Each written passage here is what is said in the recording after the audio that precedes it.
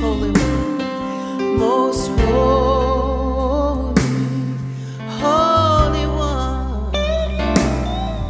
Oh, make me thine, oh, indeed, thou blessed, oh, blessed Son. I need thee, oh, I need thee. Every hour I need thee. Oh, bless me now, my Savior. I come to thee. Let's sing it again. I need thee. I need thee. Oh, I need thee. Yeah. Every hour I need thee. Oh, bless me now, my Savior.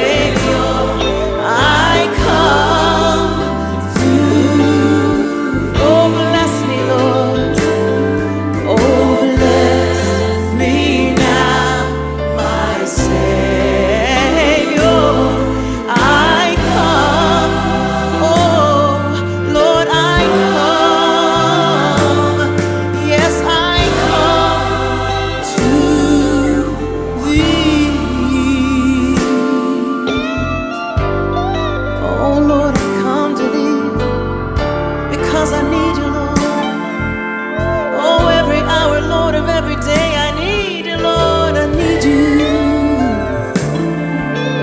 Everything that's within me, Lord, I need you, Lord. Oh, I'm desperate for you, Jesus. I need you, I need you, I need you, Lord. Oh, yes. I need you, I need you, I need you, Lord. Sing it with us. I need you, I need you, I need you, Lord. I love you, Lord.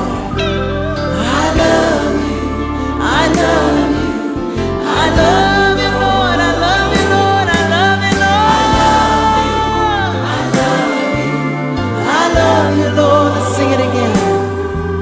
I love you, I love you, I love you, Lord. I love you, I love you, I love you,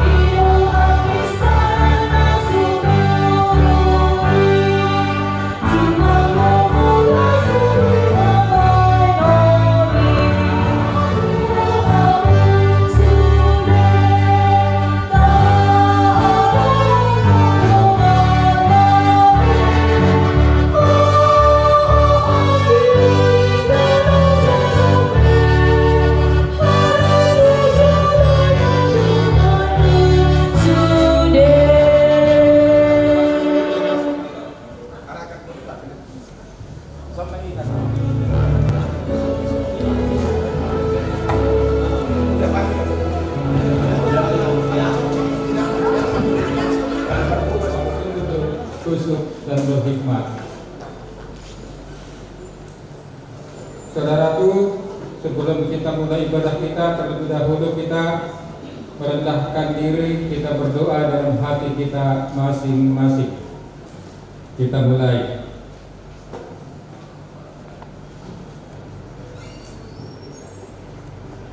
Amin.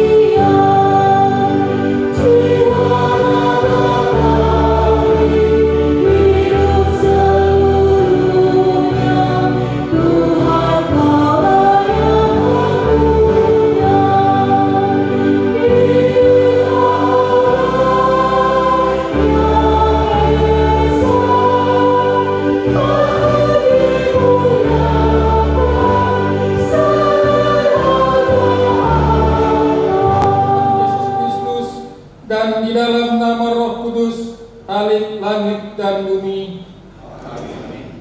Kasihanilah aku ya Tuhan, sebab aku merasa sesak.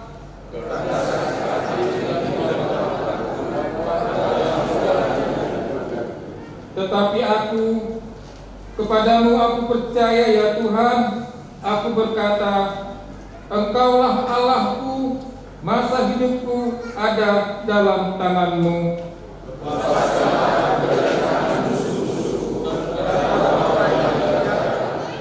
Tuhan, janganlah membiarkan aku mendapat malu, sebab aku berseru kepadamu. Luputkanlah aku oleh karena keadilan-Mu. Haleluya.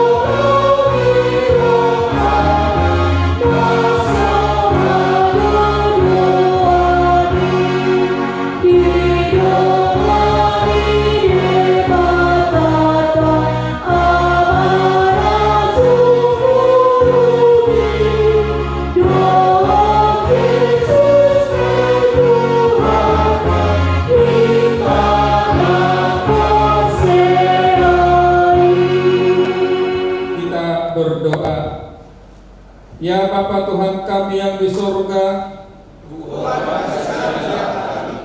Engkau Maha Kasih dan benar, berkat-Mu melimpah dan kekal selama-lamanya. Kasihanilah kami ya Tuhan, lupakanlah segala kejahatan dan dosa kami. Kami sering berbuat dosa terhadap Engkau dan membangkitkan amarah-Mu karena kami sering melanggar hukum-Mu. Janji Tuhan tentang pengampunan dosa. Aku telah menghapus segala dosa pemberontakan-Mu seperti kabut diterbangkan angin, dan segala dosa-Mu seperti awan yang tertiup. Kembalilah kepadaku, sebab aku telah menebus Engkau.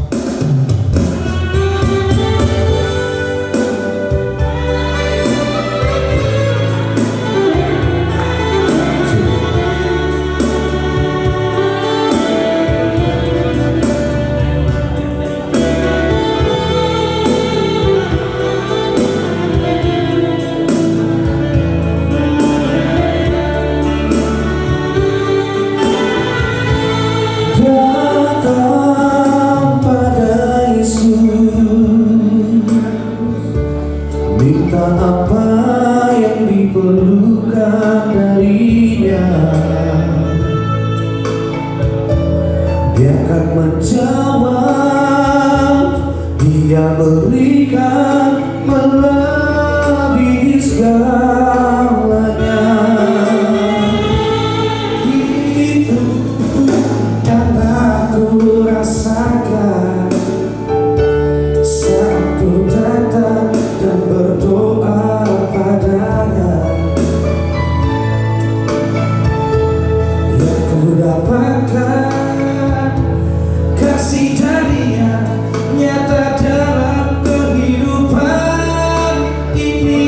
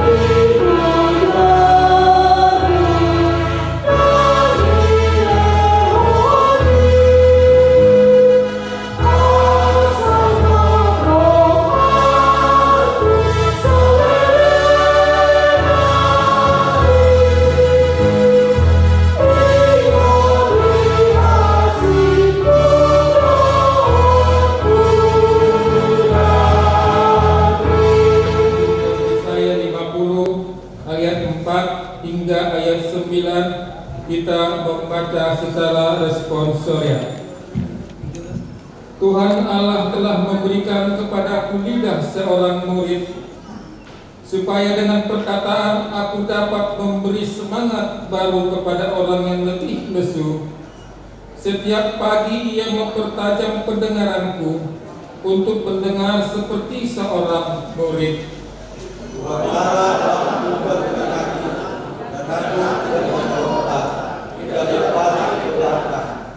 Aku memberi punggungku kepada orang-orang yang memukul aku, dan pipiku kepada orang-orang yang mencabut janggutku. Aku tidak menyembunyikan mukaku ketika aku dinodai dan diludahi.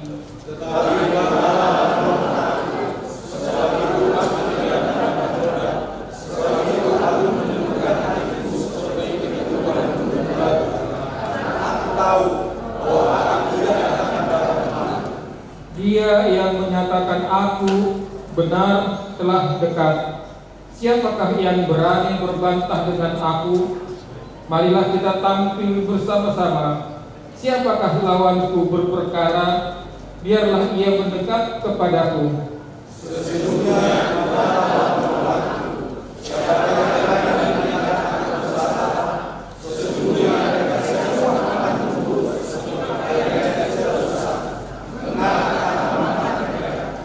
demikianlah firman Tuhan. Berbahagialah orang yang mendengar firman Allah serta memeliharanya.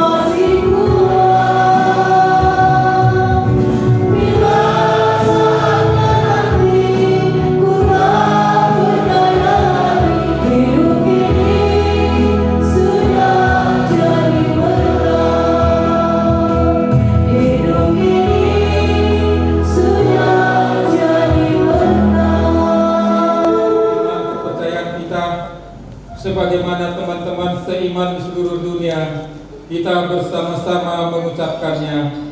Aku percaya kepada Allah, Bapa yang Maha Kuasa, Khalik langit dan bumi.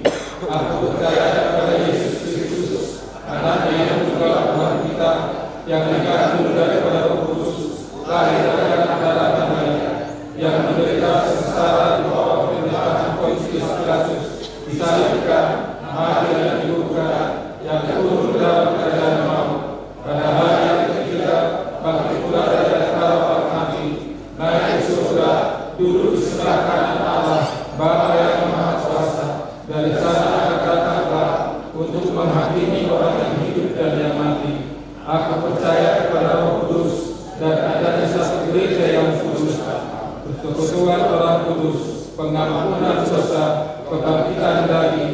hidup yang kekal. Amin.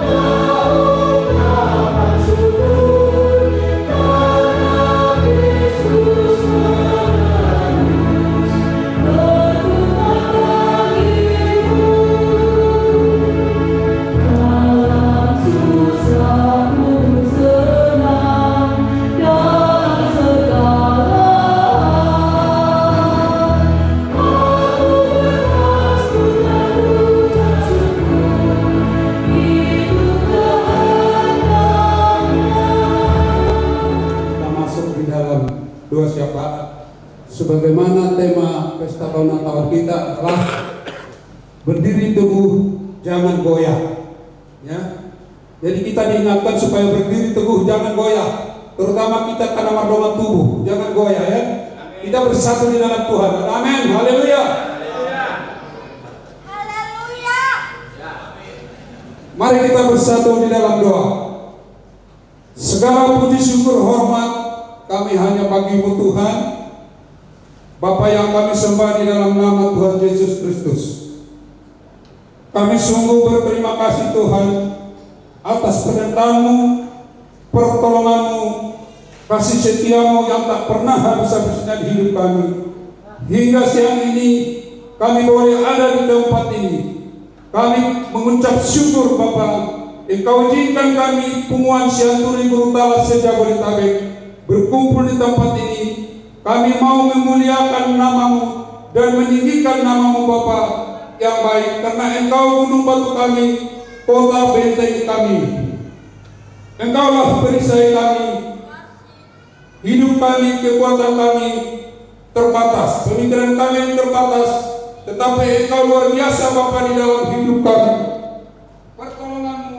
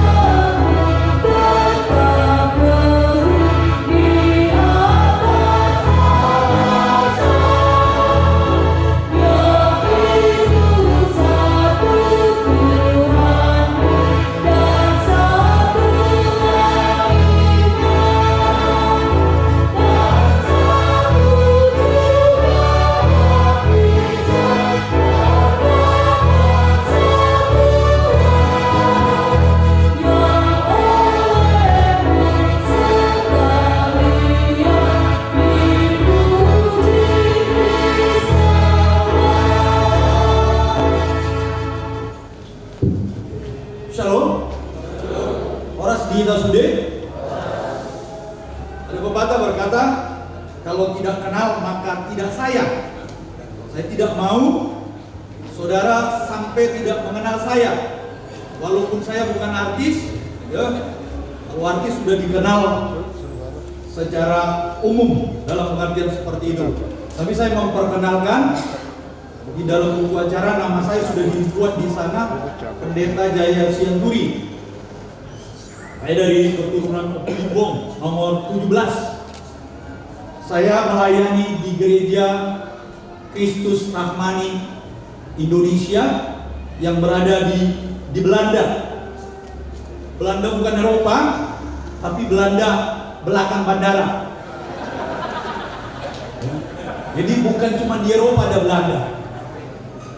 Jadi di belakang bandara itu lebih tepatnya. Itu sebabnya supaya tidak terlalu tegang kita, ya. Dan pada saat ini kita akan dalam acara kita, dalam kebahagiaan kita akan melihat tema yang diberikan buat kita sekalian.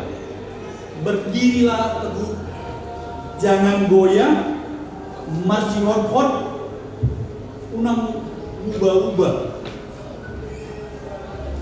per sistem negatif.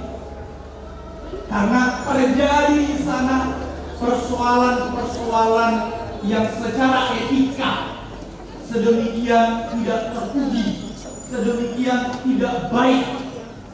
Oleh karena itulah awal muasal pemakaian kata Korintus itu, memang kata itu berasal dari kata akorintus. Karena di sana ada sebuah hubungan yang berwarna coklat, ya, di mana di atasnya di sana ada kuil, dewi akorin di sana, di mana di sana disediakan ada 1000 imam, tetapi semuanya adalah wanita. Dan ini yang membuat kenapa isu yang ada di jemaat Korintus itu sedemikian. Kalau kita lihat dalam ayat yang ke-58 ini, karena itu saudara-saudaraku yang kekasih, berdirilah teguh, jangan goyah, dan giatlah selalu dalam pekerjaan Tuhan, sebab kamu tahu bahwa dalam persekutuanmu dengan Tuhan jerih payahmu tidak sia-sia. Ini ditutup pada pasal yang ke-15 ini, tetapi ini sekaligus menjadi petunjuk untuk keseluruhan kita Korintus yang pertama. Jadi ayat ini sebenarnya tidak hanya merujuk kepada pasal 15, di mana penulis sedang mencoba menegaskan bahwa Injil itu adalah kematian dan kebangkitan Yesus Kristus.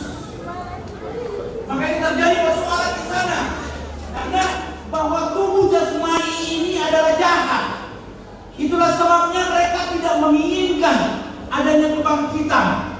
Makanya Paulus menjelaskan dalam bagian ini, kalau demikian sia-sia kami percaya kepada Yesus Kristus kalau dia tidak dibangkitkan.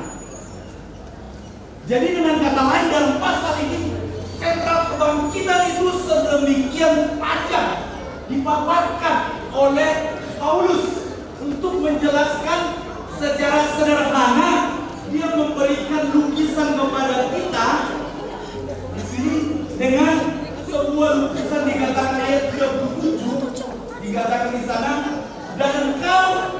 dan yang engkau taburkan bukannya tubuh tanaman yang akan tumbuh, tetapi biji yang tidak berkulit, umpamanya biji gandum atau biji lain. Tetapi Allah memberikan kepada lain daripada kemuliaan tubuh dunia, kemuliaan matahari lain daripada kemuliaan bulan lain daripada kemuliaan bintang-bintang, dan kemuliaan bintang yang satu berbeda dengan kemuliaan bintang yang lain.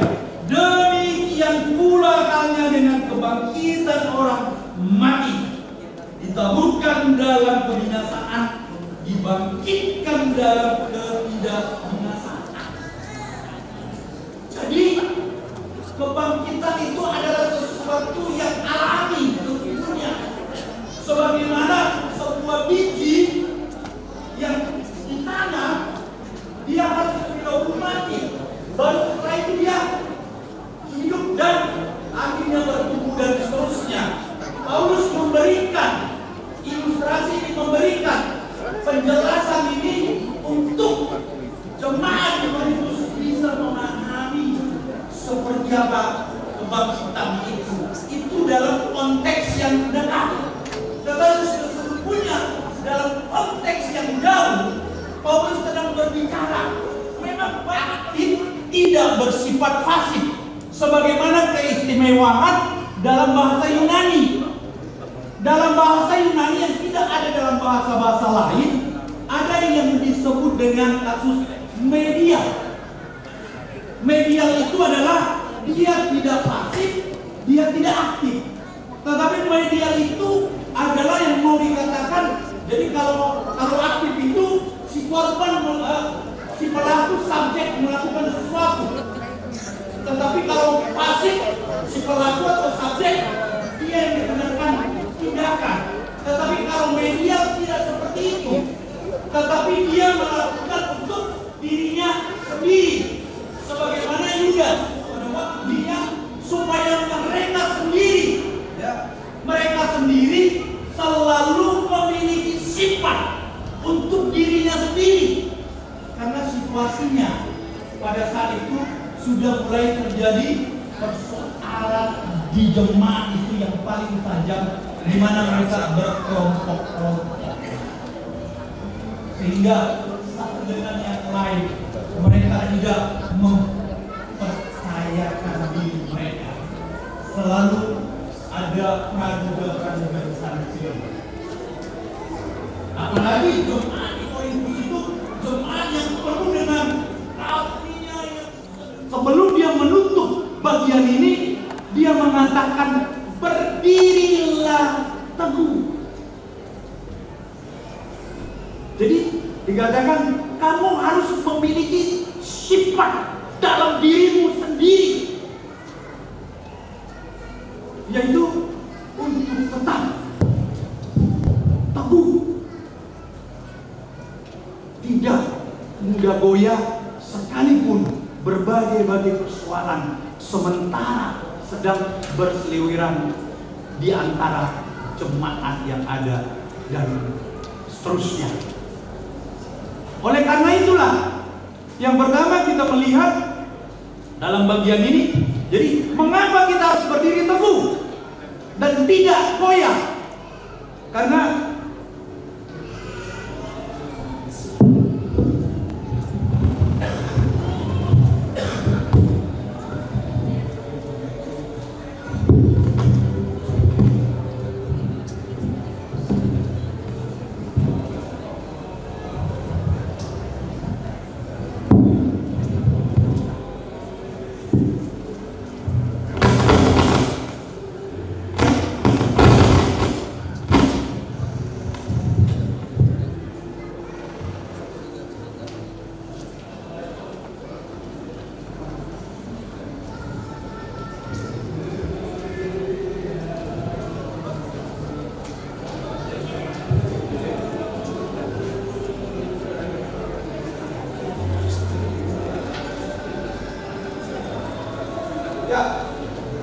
lanjut, ini ada iklan sedikit Bapak, supaya acara bisa sponsorshipnya jelas, ya ada iklan.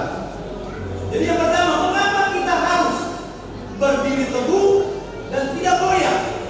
Yang pertama adalah yang kita supaya kita bisa menghadapi masalah-masalah yang terjadi, baik di tengah-tengah kita maupun di tengah-tengah pelayanan yang sedang kita hadapi.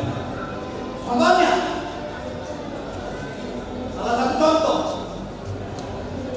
kita memang mau fokus dalam pengertian seperti ini, tapi dalam satu waktu pun kita masih seringkali kita mengelompokkan diri satu dengan yang lain. Padahal kita selalu buat semboyan, kita berkata supaya kita taruhan. Tapi dalam perjalanan seringkali itu tidak berjalan secara sejajar. Tapi seringkali kita berbeda pandangan, berbeda paham.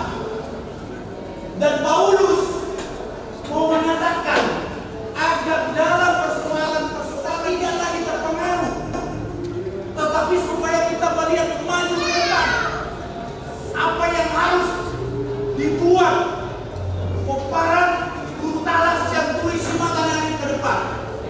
sesuatu yang luar biasa sudah dimulai dengan memberi reward, ya, dengan memberikan penghargaan kepada anak-anak kita yang berprestasi. Saya pikir ini sebuah nilai plus yang bisa terus ditingkatkan, yang terus bisa dirawat, yang terus bisa dipelihara, sehingga orang tahu betapa pentingnya kita bersatu di dalam hubungan brutalis ini, karena ada penghargaan. Lalu yang kedua, contoh yang kedua, seringkali masih banyak orang Kristen yang masih suka bersoal jawab, apalagi orang Batak. Ini khususnya orang Batak. Kalau ke gereja, pakaian yang normal itu seperti apa? Pakaian yang lebih pas itu seperti apa? Apalagi di dunia modern sekarang ini dengan munculnya banyak fashion, ya, ada banyak orang datang ke gereja sekenaknya, khususnya orang-orang muda. Tetapi banyak juga mak-mak yang tidak mau kalah gaya, kalah aksi, yang juga mengikuti trennya orang muda. Sampai-sampai ke gereja memakai baju yang belum jadi, ya, terus pakai rok. Lalu yang terbaru adalah wanita dan laki-laki sekarang agak susah dibedakan, karena banyak wanita yang sekarang rambutnya persis sendiri dengan rambut laki-laki, sehingga kita kirain dia laki-laki. Mana bro? Ternyata dia ses. Kita malu sendiri dalam pengertian seperti itu. Apalagi tapi puji Tuhan, di gereja kita Nahulu ini hampir jarang kita melihat ada wanita yang datang ke gereja dengan pakaian masa awal panjang. Hampir tidak ada. Tapi di banyak gereja. Lalu orang berdebat. Yang penting hatinya kan Pak Pendeta. Mengenai pakaiannya nggak masalah. Kan yang dilihat, lalu orang bicara, yang dilihat Tuhan kan hatinya. Lah ini terjadi di jemaat Korintus, di mana banyak di antara mereka tidak memperhatikan, tidak peduli, sehingga orang susah untuk membedakan mereka sedang pergi ke mall atau sedang pergi beribadah. Itu yang menjadi persoalan.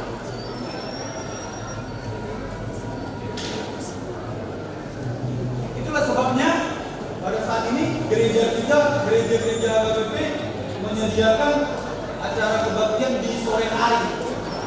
Dan biasanya yang itu di sore hari itu hanyalah pemuda pemudi.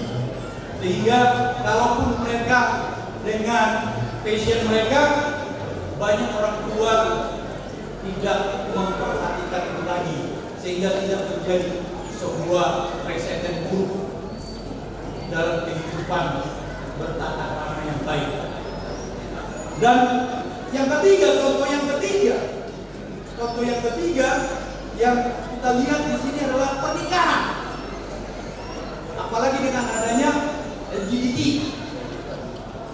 Bahkan Amerika sudah menghalalkan, dan ada banyak gereja di Amerika yang terjebak karena itu sudah konstitusi, mau tidak mau. Lalu di mana gereja? Dan yang paling dekat dengan orang Batak adalah bukan LGBT-nya, tetapi kalau untuk orang Batak sedemikian dikabuli karena menikah itu hanya satu kali untuk seumur hidupnya. Tetapi dalam KDI banyak orang Batak yang sudah tidak memperhatikan itu lagi. Sehingga dulu orang Batak diapresiasi. Ada banyak ibu-ibu mak-mak yang suruh anaknya nikah sama orang Batak, sekalipun harus ke gereja dan seterusnya menjadi orang Kristen, gak persoalan. Yang penting langgeng pernikahan mereka.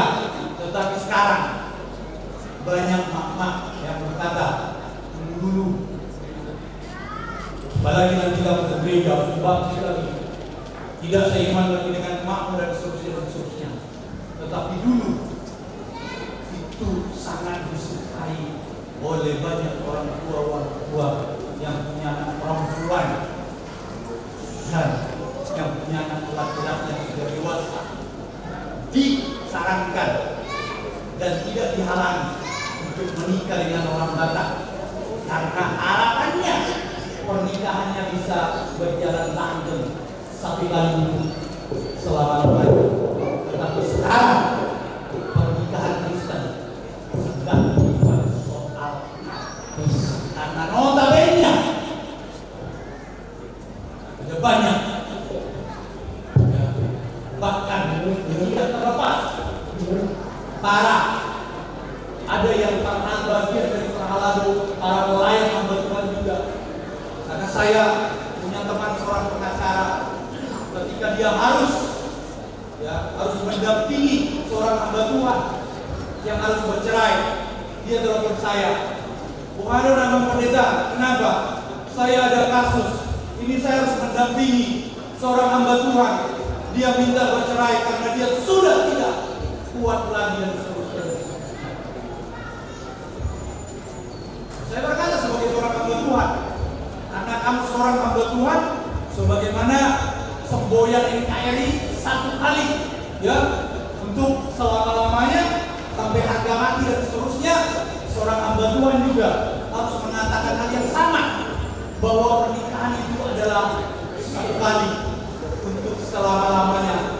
Apapun persoalannya, pernikahan harus dihitung tinggi di atas segala-galanya, karena tidak secara kebetulan pernikahan itu Tuhan beri, karena hanya dua ada lembaga yang pernah dibangun Tuhan secara langsung, yaitu yang pertama adalah lembaga keluarga rumah tangga, dan lembaga yang kedua adalah gereja. Makanya Tuhan Yesus berkata kepada Simon Petrus, "Di atas batu karang ini aku akan mendirikan eklesia, jemaat." Jadi dua lembaga ini merupakan lembaga yang harus paralel, lembaga yang harus sejajar. Ketika pernikahan Kristen bermasalah, maka kekristenan juga yang terjadi bermasalah. Karena pernikahan keluarga adalah sebuah chapel, sebuah gereja kecil. Dan gereja itulah yang mewadahi kita, itulah gereja yang besar, di mana keluarga-keluarga ada di sana. Sebenarnya itu settingannya Tuhan. Tetapi manakala pernikahan itu tidak langgeng, maka ini yang saya sebut tadi, ini akan berpengaruh terhadap perjalanan gereja Tuhan. Sehingga gereja Tuhan, makanya banyak orang mencari contoh bukan di gereja, tapi di luar gereja. Kenapa? Ini dia, karena eksistensi gereja dipersoalkan di permasalahan instansi. Dan untuk itulah Paulus berkata, oleh karena itu, supaya kamu bisa menyelesaikan semua itu, hanya satu syarat: berdirilah teguh, jangan goyah. Itu yang pertama. Yang kedua, posisi berdiri teguh, jangan goyah, itu adalah posisi orang-orang yang menang. Pemenang tidak ada posisi yang loyo. Pemenang tidak ada posisi yang melos. Tapi seorang pemenang adalah seorang yang berdiri dan tidak berubah-ubah. Oleh karena itulah makanya Paulus berkata di dalam ayatnya yang ke-57, dikatakan di sini dalam bagian ini, tetapi syukur kepada Allah yang telah memberikan kepada kita kemenangan oleh Yesus Kristus Tuhan kita. Jadi sebenarnya kita adalah pemenang. Makanya Paulus berkata kepada jemaat di Roma, kita bukan sekedar pemenang, tetapi yang terjadi dalam perjalanan kehidupan kita pemenang atau tertunda. Ini yang sering terjadi. Harusnya kita menang pada posisi kita. Ada Kristus yang sudah mati dan bangkit itu, yang memberikan kepada kita kemenangan. Tapi kita tidak pakai kemenangan itu untuk menjalani kehidupan ini dalam realita yang ada. Dalam mempertahankan iman kita supaya bisa menjadi berkat, sebagaimana dikatakan, supaya dengan kebersamaan kita bisa menjadi berkat buat sesama, khususnya buat bangsa dan negara kita, agar bangsa dan negara kita ini tahu bahwa ada orang-orang percaya yang adalah orang berkat, yang sungguh-sungguh bukan saja mengasihi kerja Tuhan ini, tetapi mengasihi bangsa ini. Karena itu kita selalu mendoakan bangsa kita dalam dua-dua sapa kita dari waktu ke waktu. Oleh karena itulah, sebagai penghujung dari khotbah saya pada saat ini, marilah kita berdiri teguh, jangan goyah, masih mohon dan undang membawa dalam setiap perjalanan hidup kita di gereja, rumah tangga, pekerjaan, bahkan kegiatan dan aktivitas yang kita lakukan, supaya melalui kita dan bersama dengan kita seluruh komparan Guru Talas Simatanyari, kita boleh menjadi berkat satu dengan yang lain, paling tidak dalam hubungan kita, setelah itu dalam pekerjaan Tuhan dan bagi bangsa dan negara kita ini, agar bangsa dan negara kita ini pada akhirnya mereka boleh mengenal Tuhan Yesus Kristus. Amin. Kita tundukkan kepala kita. Bapak, terima kasih membantu. Terima kasih.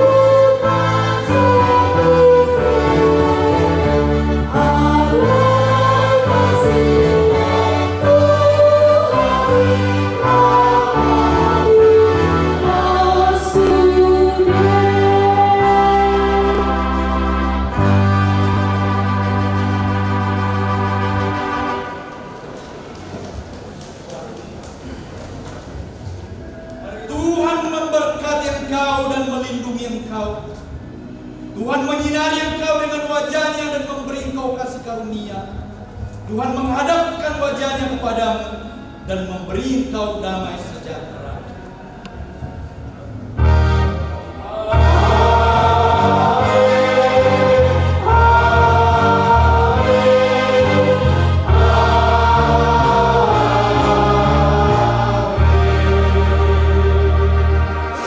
Silakan duduk dan bersatu sejenak.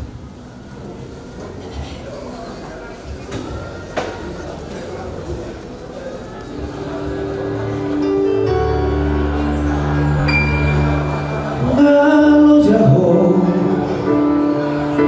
inam ngauli lagu, walau jauh humongkop kami gelemo, huhaul mau, huhabing mau, paulang kono jami salemo.